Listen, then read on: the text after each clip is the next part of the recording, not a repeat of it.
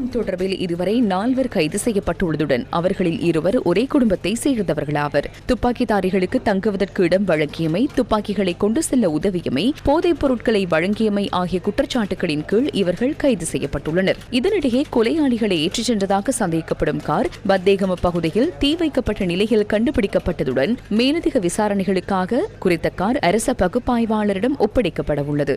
சட்டத்திரணி புத்திக மல்லவராட்சி மற்றும் அவரது மனைவி ஆகியோர் கடந்த வெள்ளிக்கிழமை பிற்பகல் தலங்கம அக்குரைகுட பகுதியில் சுட்டுக் கொல்லப்பட்டனர். திட்டமிட்ட குற்றச்செயல்களில் ஈடுபடும் கரந்தெனிய சுத்தா என்பவரால் இந்த துப்பாக்கி பிரயோகம் வழிநடத்தப்பட்டிருக்கலாம் என போலீசார் தெரிவிக்கின்றனர். கொலை செய்யப்பட்ட சட்டத்திரணி கரந்தெனிய சுத்தா எனப்படும் திட்டமிட்ட குற்றச்செயல்களில் ஈடுபடும் நபரின் வழக்கில் ஆஜராகியிருந்தார் என போலீசார் குறிப்பிட்டுள்ளனர். சட்டத்திரணி புத்திக மல்லவராட்சி மற்றும் அவரது மனைவியின் இறுதிக் கிரியைகள் பிட்டிகல கொடாமுன மயானத்தில் நேற்று பிற்பகல் இடம்பெற்றன.